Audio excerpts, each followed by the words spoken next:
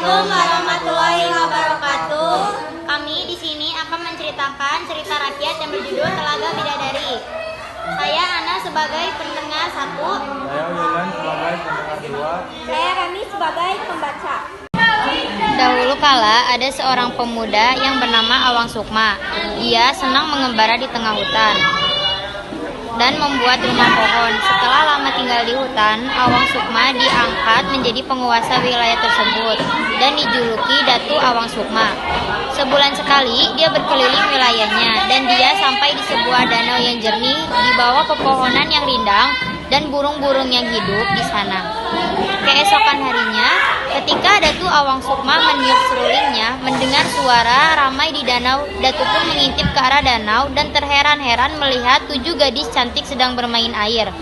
Mereka tidak sadar kalau sedang diawasi dan mengabaikan selendangnya. Salah satu selendang terletak dekat Awang Sukma. Saat itulah Awang Sukma berpikiran untuk mengambilnya. Lalu Datu pun mengambilnya. Tetapi setelah mengambilnya, Datu tidak sengaja menginjak ranting. Mendengar suara ranting, para gadis pun terkejut dan langsung mengambil selendangnya masing-masing. Lalu mereka pun berniat untuk terbang meninggalkan danau. Namun ternyata ada satu gadis bernama Putri Bungsu yang kehilangan selendangnya. Dia pun sangat ketakutan dan sedih ditinggal seorang diri. Dan saat itulah Awang Sukma pun bergegas untuk menolongnya dan bersikap seolah-olah tidak terjadi apa-apa dan menanyakan apa yang terjadi. Putri Bungsu pun menceritakan apa yang terjadi. Awalnya Putri Bungsu masih ragu menerima uluran tangan Datu Awang Sukma. Namun karena tidak ada orang lain dan dia sudah mulai takut sendirian, maka tidak ada jalan lain selain menerima bantuan Awang Sukma. Tahun kemudian, seorang bayi cantik lahir diberi nama Kumalasari. Kehidupan keluarga Datu Awang Sukma sangat bahagia. Namun, suatu hari, seekor ayam hitam naik ke gudang dan menggaruk permukaan lumbung padi. Saat Putri Bungsu mencoba mengusir ayam hitam tersebut, tiba-tiba matanya terkejut pada tabung bambu yang terletak di dalam lumbung padi. Ketika tabung dibuka, Putri Bungsu terkejut dan bersorak. Putri Bungsu merasa kecewa dengan suaminya yang selama ini telah membohonginya. Namun di sisi lain, dia juga sangat menyayangi suaminya dan anaknya. Putri Bungsu segera mengenakan selendangnya sambil menggendong bayi. Datu Awang Sukma terpana melihat apa yang terjadi.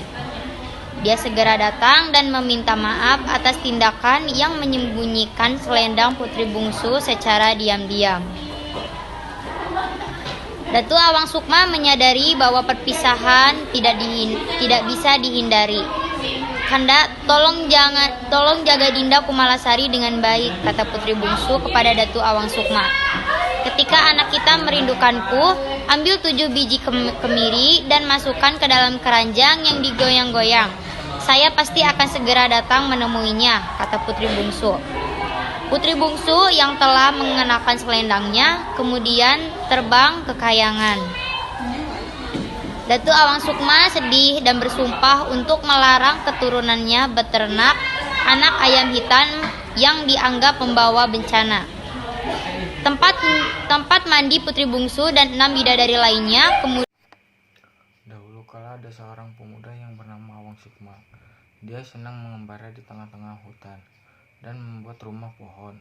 Setelah lama tinggal di hutan, Awang Sukma diangkat menjadi penguasa wilayah tersebut dan dijuluki Datu Awang Sukma.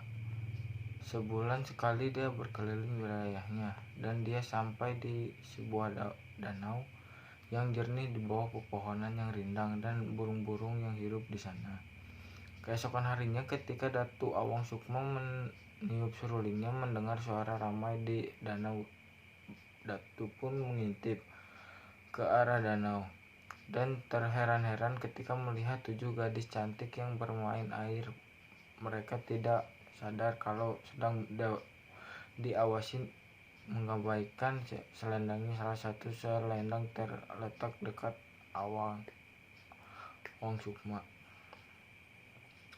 Saat itulah Awang Sukma berpikiran untuk mengambilnya. Lalu Datu pun mengambilnya, tetapi setelah mengambilnya Datu menginjak ranting.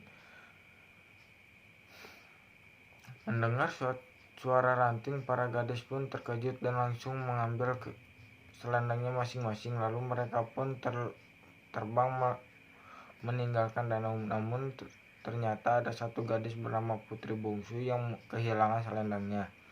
Dia pun sangat ketakutan dan sedih ditinggalkan seorang diri dari Awang Sukma pun tergesa-gesa untuk menolongnya dan bersikap seolah-olah tidak terjadi apa-apa dan menanyakan apa yang terjadi. Putri Bungsu pun bercerita apa yang terjadi. Awalnya Putri Bungsu masih ragu menerima uluran tangan Datu Awang Sukma. Namun karena tidak ada orang lain dan dia sudah mulai takut sendirian, maka tidak ada jalan lain selain menerima bantuan Awang Sukma. Datu Awang Sukma mengagumi kecantikan Putri Bungsu. Begitu pula dengan Putri Bungsu, dia senang berada di sekitar pemuda yang tampan dan gagah itu. Akhirnya mereka memutuskan untuk menjadi suami istri.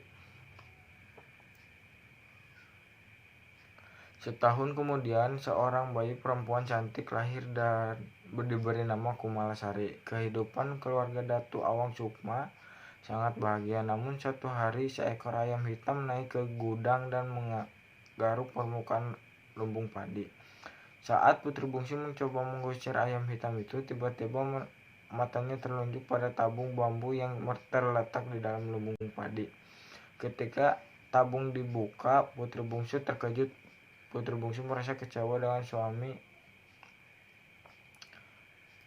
yang ternyata selama ini telah membohonginya. Namun di sisi lain, dia juga sangat menyayangi suami dan anaknya. Putri Bungsu segera mengenakan selendangnya sambil menggendong bayi. Datu Awang Sukma terpana melihat apa yang terjadi. Dia segera datang dan meminta maaf atas tindakan yang menyembunyikan selendang Putri Bungsu secara diam-diam. Datu Awang Sukma menyadari bahwa perpisahan tidak bisa dihindari. "Kanda, tolong jangan jaga Dinda Kumalasari dengan baik," kata Putri Bungsu kepada Datu Awang Sukma. "Ketika anak kita merindukanku, ambil 7 biji kemiri dan masukkan ke dalam keranjang yang digoyang-goyang. Saya pastikan akan segera datang menemuinya," kata Putri Bungsu. Putri Bungsu yang telah mengenakan selendangnya kemudian terbang ke kahyangan. Datu Awang Sukma sedih dan bersumpah untuk melarang seluruh keturunannya berternak ayam hitam yang dianggap membawa bencana. Tempat mandi Putri Bungsu dan 6 bidadari lainnya kemudian dikenal dengan Telaga Bidadari. Seorang pemuda tampan yang bernama Awang Sukma. Dia senang mengembara di tengah-tengah hutan dan membuat rumah pohon. Setelah lama tinggal di hutan, Awang Sukma diangkat menjadi penguasa wilayah tersebut dan dijuluki sebagai Datu Awang Sukma. Setiap 1 bulan sekali, dia berkeliling wilayahnya dan sampailah di sebuah danau yang jernih dan burung-burung yang hidup di sana. Keesokan harinya, ketika dia sedang meniup sekelilingnya, dia mendengar suara ramai di danau dan dia pun bergegas untuk mengintip danau tersebut. Lalu dia pun terheran-heran karena melihat 7 gadis cantik yang sedang bermain air. Para gadis tersebut tidak sadar bahwa mereka sedang diawasi dan mengabaikan selendangnya. Salah satu selendang tersebut tergeletak di dekat Datu Awang Sukma dan Datu Awang Sukma pun berpikiran untuk mengambilnya. Lalu dia pun mengambilnya. Setelah dia mengambilnya, ternyata Datu Awang Sukma menginjak sebuah ranting dan 7 gadis cantik pun menyadari bahwa dia sedang diawasi. Lalu dia pun bergegas untuk meninggalkan danau tersebut. Ada 1 gadis cantik yang ketinggalan saudara-saudaranya. Dia pun sangat ketakutan dan bersedih karena ditinggalkan seorang diri. Di saat itulah Datu Awang Sukma menghampirinya dan dia pun menawarkan pertolongannya. Tetapi awalnya gadis cantik yang bernama Putri Bungsu pun ragu untuk menolongnya. Sekian dari kami. Wassalamualaikum warahmatullahi wabarakatuh.